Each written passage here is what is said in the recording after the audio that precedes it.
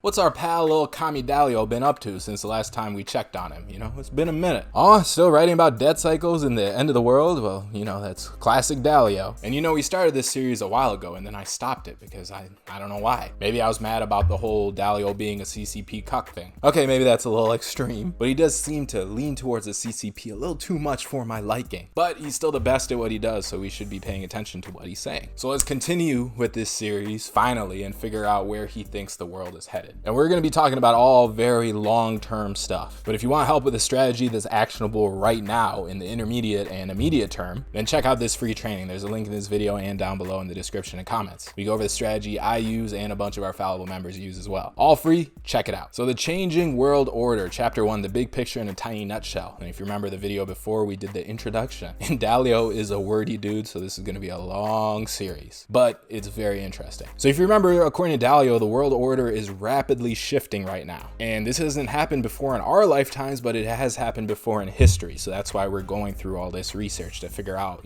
what happened in the past. Does it mean something for what's going to happen in the future? So Dalio's been doing this huge research project over the last 18 months, going over all these different empires, the rise and fall of them. So including the Dutch Empire, the British, the American, and other ones too, Germany, France, Russia, India, Japan, China. Everyone's had a turn. So what we're trying to do is kind of put together an archetype that we could use for present times. So when he was studying the past, he saw clear patterns that occurred for logical reasons. Now that's pretty simply said because it's like, oh, you can just look at something and use logic, but it's pretty tough to use logic on such a large scale. After he breaks it down for us, yes, it'll be obvious, but like figuring out, what's important and what's not, what's just noise across hundreds of years, not easy. It's the whole concept of first principles. It's why Elon Musk is so good. It's why Dalio is so good. So narrowing everything down to the few logical things that matter. So really the big swing that we're trying to track is of wealth and power between different nations. But that also has huge ripple effects on everything else, such as arts, social mores, and more. Almost read that as social s'mores. But anyway, this is important to do to figure out how the world works. That's Dalio's main goal. And within that is what I was talking about before, trying to gain those timeless and universal first principles. Now, Dalio did all this research, but he's also going to say, hey, I might not be completely right. But the guy is fallible. He said, I'm worried about missing important things and being wrong, so my process is iterative. I do my research, write it up, and then show it to the world's best scholars and practitioners to stress test it. Then I explore potential improvements, write it up again, stress test it again, and so on until I get to the point of diminishing returns, which is really just a fantastic way to do anything, right? Even tech companies launching a product, what do? They launch a beta, get feedback, keep iterating, and eventually you got the best product out there. Same thing he's doing here, except with research. And that's why Dalio is such a good source, because it's important that you realize even though you're the foremost expert, you could be wrong. That's basically what he's saying here, which again is a great lesson for the market, but I won't go on that tangent just yet. So throughout history, wealth was gained either by making something, taking it for others, or finding it in the ground. So throughout history, various groups of people, like tribes, kingdoms, countries, again, they gain that wealth and power that they eventually get by building it, taking it, or finding it. And then when they gather more than everybody else, they become the world's leading power. And once they're in that spot, they determine the world order. But eventually, they all lose that power too. And when they do, and someone else takes over, the world order changes in very big ways. Now, one thing that's important to remember in all of this is that human productivity is the most important force causing the world's total wealth, power, and living standards to rise over time. And productivity is really the output per person, and that's driven by learning, building, and inventiveness. So you can say that's like technology. Our technology is always improving every year. And that's because over time, learning is gained more than lost. We're compounding our knowledge. We have Wikipedia. We can do anything until a solar flare just wipes out all our electronics and we're sent back to the dark ages, but that's a different story. And while the world's technology continues to rise and our human productivity, it rises at different rates for different people, obviously. And that comes down to people's education, their inventiveness, their work ethic, and their economic systems. So for example, people in America are better off than people in a very poor third world country. Not that they're happier, but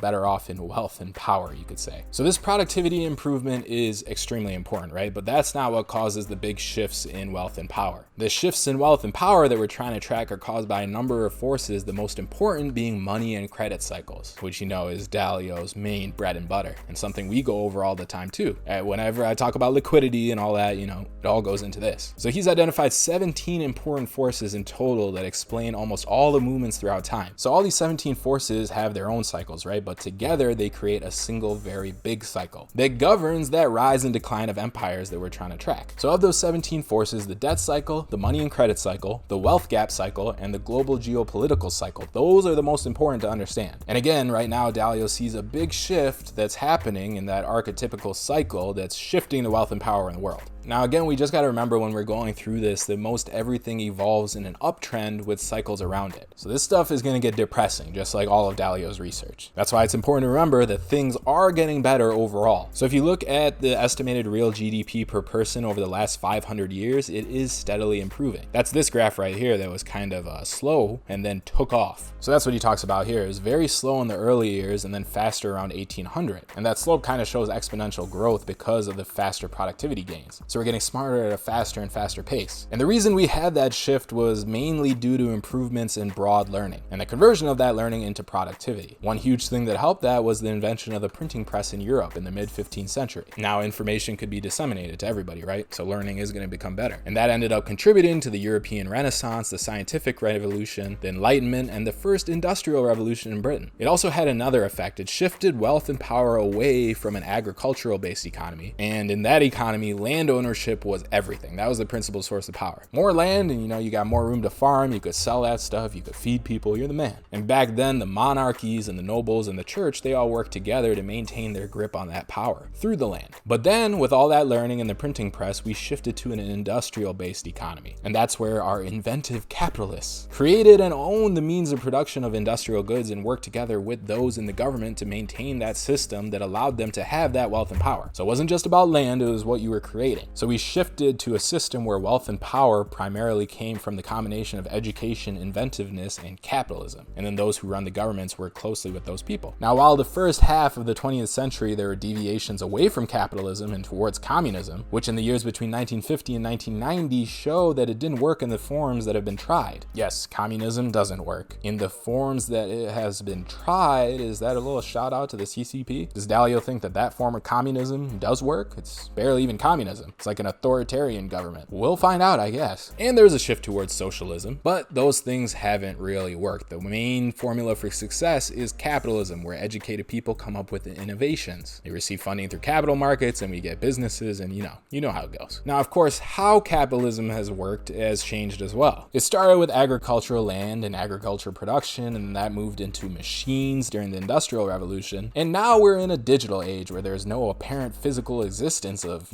anything. It's just data and information processing. And what we're going to see is a fight over who obtains the data and how they use it to have that wealth and power. That's kind of our new capitalism. But the main point is that the greatest power that produces these uptrends in living standards is humanity's ability to adapt and improve. But you know how Dalio feels about current capitalism. He said it has failed and needs to be reformed. And we actually made a video on that. And in that video, Dalio had a lot of good arguments about why capitalism is failing, but his solutions were pretty much trash. So I'm still waiting for someone with better solutions for our capitalistic problem. But overall, things get better from a broad perspective because people keep getting smarter and we produce more and technology gets better and our living standards improve. Now, on this chart right here, it looks pretty nice, right? Everything just going straight up. But underneath all that learning and productivity are turbulent historical periods, including booms, busts, revolutions, and wars. And history has shown that almost all those turbulent times are due to money and credit collapses, including big wealth gaps, fighting over wealth and power with revolution and wars, and acts of nature like droughts, floods, epidemics. And how bad these periods get for those countries depends on how strong they are to endure them. So countries with large savings, low debt, and a strong reserve currency, they can withstand the economic and credit collapses better than those that don't have much savings, that have a lot of debt and don't have a strong reserve currency. Makes sense, right? Same thing, those with strong and capable leadership and civil populations that can be managed better, those guys are going to be much better off, along with those that are more inventive because they're going to adapt better to the conditions because we'll have technology. Now, these turbulent times are small in relation to that chart we were looking at, right? They just look like little wiggles. But for us, because we actually have to live through them, they seem horrible. Like the 1930 through 45 depression and war period. That was not a fun time. Looks fine on this chart, but if you had to live through it, it sucked. So what happened during that time? It was a credit collapse. And that happened because there was too much debt, so the central government had to spend a lot of money that it didn't have. So in this case, we had that roaring 20s boom that became a debt finance bubble that eventually popped in 1929. And all these debt bubbles happened for pretty much the same reasons. People extrapolate way too far out and they overborrow. And they just keep betting on things going up, not protecting their downside. And that's where you get the bubble. So that popping of the bubble back then was the biggest influence on the 1930 through 45 period of internal and external fight for wealth and power. So the whole war period. Then, just like now and in most other cases, there were huge wealth gaps. And those were just heightened by the debt and economic collapses. That led to huge changes in social social and economic programs and huge wealth transfers. That's when you had all the different countries around the world fighting, trying to get a peace. But if we really narrow down, the past economic and market declines each lasted about 3 years. And then they were eventually reversed through a huge restructuring process that included restructuring of debt and the monetary and credit system, including fiscal policies of taxation and spending and changes in political power. And the quicker there's printing of money to fill those debt holes, the quicker the closing the deflationary depression, and the sooner the wearing of the value of money begins. So in the 1930s again, the stock market economy bottomed the day that President Roosevelt announced that he would default on the government's promise to let people turn in their money for gold. That way the government could start printing, so they could create enough money and credit so that people could get their money out of the banks and others could get money and credit to buy things and invest in. So that was a huge improvement, providing that monetary flexibility, being able to print like Powell nowadays. Then we got the big war, and that did raise economic output, but I mean, it wasn't exactly a productive period because there was a ton of stuff destroyed too. So at the end of that war, global GDP per capita had fallen about 12%, and that was mostly by the economies that lost the war because they were devastated. So that big old stress test wiped out a lot, and it made clear who the winners and losers were, and that led to a new beginning and a new world order in 1945. And now we've had this huge long period of peace and prosperity, which now 75 years later is being stress tested again. So again, most cycles in history happen for the same reasons. There were just debt finance bubbles, which led to economic and market declines. And then there was huge restructuring periods. Even during the time of the Spanish flu, that intensified their stress test at that time, and again, more restructuring. All the destruction and reconstruction cleaned out the weak and established new orders. Now, this idea is very scary to most people because none of us have actually been through this. And the truth is they have produced tremendous human suffering, both financially and, more important, lots of lost human lives. No one escapes the damage. But history has shown that typically the majority of people stay employed during depressions, are unharmed in the shooting wars, and survive the natural disasters. So it's not all bad. And people who have gone through those times have said that there were some benefits, like drawing people close together, building strength of character, learning to appreciate the basics. That is something I wonder about. There's a lot of divisiveness in the US. It's not just political, it's like everything. There's no single culture now. Everyone is off in their own little pocket of the internet, basically. Which is good because everyone's interest can be fulfilled and it's kind of more freedom. But in another sense, there's no real community. How many people complain about being an American and they want to get out of this country as if they know what's outside of this country? I understand you could be disappointed in America and be mad about problems, but